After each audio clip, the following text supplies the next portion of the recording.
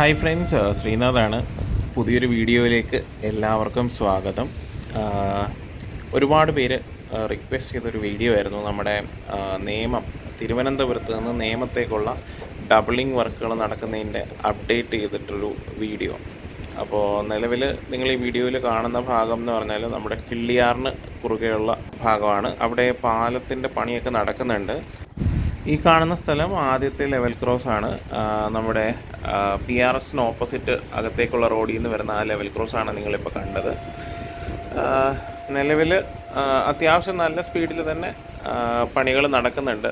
ചില സ്ഥലങ്ങളിൽ water authority പൈപ്പുകൾ മാറ്റി സ്ഥാപിക്കേണ്ടതായിട്ടുണ്ട്. അപ്പോൾ അതൊക്കെ എത്രയും പെട്ടെന്ന് നടന്നാൽ മാത്രമേ നമുക്ക് ഈ ഡബിളിംഗ് വർക്കുകൾ നേമം വരെയുള്ളതെങ്കിലും നല്ല സ്പീഡിൽ നടക്കുകയുള്ളൂ. അതുപോലെ ഏതോ ഒരു ഫാമിലി എന്തോ കേസ് കൊടുത്തിട്ട് സ്റ്റേ വാങ്ങിയിട്ടുണ്ടെന്നാണ് കേൾക്കുന്നത്. അവരുടെ വീട് പൊളിച്ചിട്ടുമില്ല, അവർ അവിടുന്ന് സ്ഥലം ഒഴിഞ്ഞു കൊടുത്തിട്ടില്ല എന്നാണ് അറിയാൻ സാധിക്കുന്നത്. ഈ പറഞ്ഞ തടസ്സങ്ങളൊക്കെ മാറി എത്രയും പെട്ടെന്ന് വർക്ക് നടക്കുമെന്നാണ് കരുതുന്നത്. ഈ പറയുന്ന തിരുവനന്തപുരം മുതൽ നേമം വരെ ഉള്ളത് ഏകദേശം 7 കിലോമീറ്ററോളം ദൂരമാണ്. അതിൽ തന്നെ ഒരുപാട് മേൽപ്പാലങ്ങൾ പൊളിച്ച് പുതിയ പാലങ്ങൾ പണിയേണ്ടതായിട്ടുണ്ട്. ഇപ്പോൾ ഈ കാണുന്ന സ്ഥലം എന്ന് പറഞ്ഞാൽ നമ്മുടെ കരമന നിന്ന് അകത്തോട്ടുള്ള റോഡിന് കുറുകെയുള്ള റോഡിൻ്റെ ഭാഗമായിട്ടുള്ള മേൽപ്പാലമാണ്. അപ്പോൾ അവിടെ ഈ ഇടതുവശത്ത് നിങ്ങൾ കാണുന്നത് പോലെ പുതിയ ട്രാക്ക് വരുന്ന സൈഡാണ് ഇടതുവശത്ത്. അപ്പോൾ അവിടെ പുതിയൊരു മേൽപ്പാലം പണിയേണ്ടതുണ്ട്. അതുപോലെ അങ്ങോട്ട് പോകുന്തോറും ആണെങ്കിലും ഒരുപാട് പുതിയ മേൽപ്പാലങ്ങൾ വരേണ്ടതുണ്ട്. അതേപോലെ ഇവിടെയെല്ലാം സ്ഥലങ്ങൾ ഏറ്റെടുത്ത് വീടുകളൊക്കെ പൊളിച്ച് പ്രതലമെല്ലാം ഏകദേശം ലെവൽ ചെയ്ത് റെഡിയാക്കുന്ന വർക്കുകൾ നടക്കുന്നുണ്ട്. പിന്നെ വെള്ളം പോകാനുള്ള പാസേജുകൾ, ചെറിയ ചെറിയ കലുങ്കുകളൊക്കെ നിർമ്മിക്കുന്ന പ്രവൃത്തികളൊക്കെ പുരോഗമിക്കുന്നുണ്ട്. കേരളത്തിൽ തന്നെ നിലവിൽ സിംഗിൾ ലൈൻ ഓപ്പറേഷൻ നടക്കുന്ന ചില ഭാഗങ്ങളിൽ ഒന്നാണ് തിരുവനന്തപുരം നാഗർകോവിൽ എന്ന് പറയുന്നത്. അതിൽ തന്നെ ഏറ്റവും കൂടുതൽ ട്രെയിനുകൾ സർവീസ് നടത്തുന്ന ഒരു റൂട്ട് കൂടിയാണ്. നമുക്കറിയാം, ചില സമയങ്ങളിൽ അരമണിക്കൂറോളം വരെ ചില ട്രെയിനുകൾ ക്രോസിങ്ങിന് വേണ്ടി പിടിച്ചിടേണ്ടി വരുന്ന അവസ്ഥകളുണ്ട്. അപ്പോൾ ആ അവസ്ഥയൊക്കെ മാറി റെയിൽ ഗതാഗതം കുറച്ചുകൂടി നല്ല മെച്ചപ്പെട്ട, അതായത് കുറഞ്ഞ സമയം കൊണ്ട് നമുക്ക് തിരുവനന്തപുരം മുതൽ നാഗർകോവിൽ വരെയുള്ള ഒരു യാത്ര സാധ്യമാകണമെങ്കിൽ ഈ പാത ഇരട്ടിപ്പിക്കൽ ജോലികൾ എത്രയും പെട്ടെന്ന് തന്നെ പൂർത്തിയാവേണ്ടതായിട്ടുണ്ട്. മറ്റ് സിംഗിൾ ലൈൻ റൂട്ട് കേരളത്തിലുള്ളതെന്ന് പറഞ്ഞാൽ ഒന്ന് ഗുരുവായൂർ പാതയാണ്, മറ്റൊന്ന് നമ്മുടെ നിലമ്പൂർക്കുള്ള ലൈനാണ്, മറ്റൊന്ന് കൊല്ലത്തുനിന്ന് പുനലൂർ വഴി ചെങ്കോട്ടയ്ക്കുള്ള ലൈനുമാണ്. ഈ പറഞ്ഞ ലൈനുകളിലെല്ലാം നമ്മുടെ നാഗർകോവിൽ റൂട്ടായിട്ട് കമ്പയർ ചെയ്യുമ്പോഴത്തേക്കും ട്രെയിനിൻ്റെ ട്രാഫിക് വളരെ കുറവാണ്. അത് കാരണം അത്ര ഒരു ബുദ്ധിമുട്ട് വരുന്നില്ല. ഇപ്പോൾ ഈ കണ്ടതാണ് മൂന്നാമത്തെ ലെവൽ ക്രോസ്, നേമം സ്റ്റേഷൻ്റെ ഭാഗത്തേക്കുള്ള മൂന്നാമത്തെ ലെവൽ ക്രോസാണ് നിങ്ങൾ കണ്ടത്. ഇനി മുന്നോട്ട് പോകുന്തോറും ഇവിടെ ഒരു പുതിയ പാലം നിർമ്മിക്കുന്ന വർക്കുകളൊക്കെ നടക്കുന്നുണ്ട്. ഏകദേശം നമ്മുടെ പാപ്പനംകോട് എസ്റ്റേറ്റിന് അടുത്തുള്ള സ്ഥലങ്ങളാണ് ഈ കാണുന്നതെല്ലാം. പാപ്പനംകോട് എസ്റ്റേറ്റിൻ്റെ അടുത്ത് അവിടെ കാട്ടാക്കട റൂട്ടിലേക്കുള്ളൊരു മേൽപ്പാലം പണിയേണ്ടതായിട്ടുണ്ട്.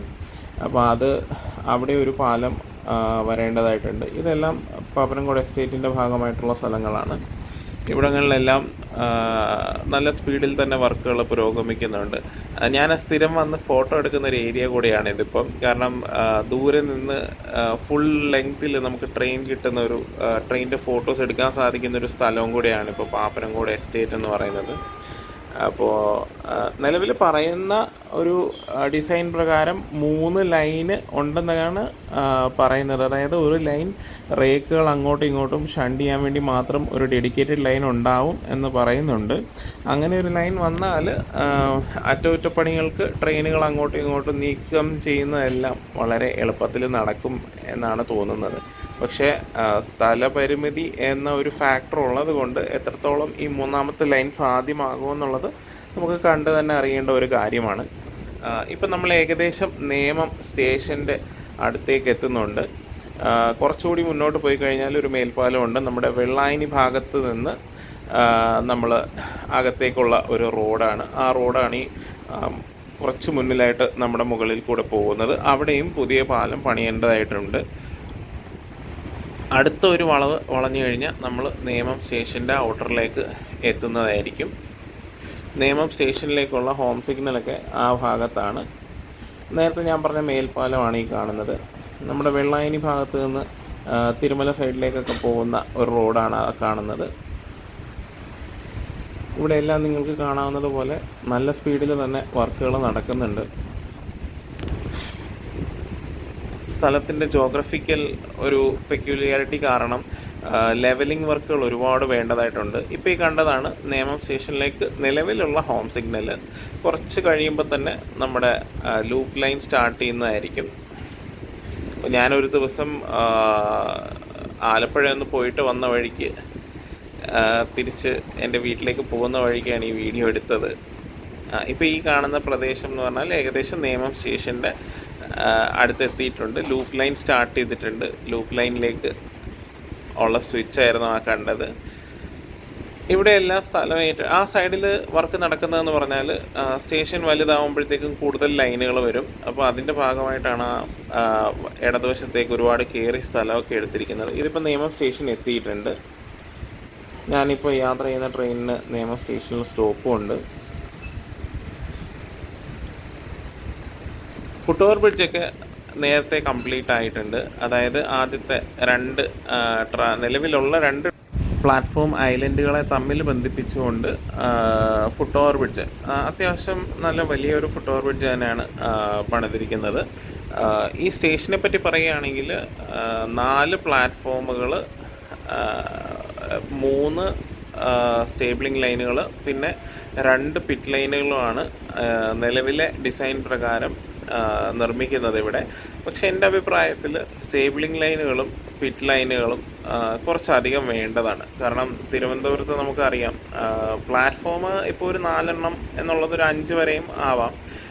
നമുക്ക് നിലവിലെ അവസ്ഥ പ്രകാരം തിരുവനന്തപുരത്ത് കൺജഷൻ ഭയങ്കരമാണ്. കൊച്ചുവേളിയും ഏകദേശം അതിൻ്റെ ഫുൾ കപ്പാസിറ്റിയിലേക്ക് എത്തിക്കഴിഞ്ഞു. അതായത് പുതിയ ട്രെയിനുകളെ ഒന്നും ഉൾക്കൊള്ളാൻ പറ്റാത്തൊരവസ്ഥയിലേക്ക് കൊച്ചുവേളിയും മാറിയിട്ടുണ്ട്. അപ്പം എന്തായാലും നമ്മളിവിടെ ഒരു കൺസ്ട്രക്ഷൻ നടത്തുമ്പോൾ അത്യാവശ്യം നല്ല എമൗണ്ട് നമുക്ക് ട്രെയിനുകൾ ഹോൾഡ് ചെയ്യാൻ പറ്റുന്ന രീതിയിൽ തന്നെ ഒരു സ്റ്റേഷൻ പണിതാൽ നമുക്കത് വളരെ സഹായകരമായിരിക്കും. ഇപ്പോൾ ഈ കാണുന്നത് പോലെ ലൂപ്പ് ലൈനിൽ നിന്ന് തിരിച്ച് മെയിൻ ലൈനിലേക്ക് ട്രാക്ക് കയറിയിട്ടുണ്ട്.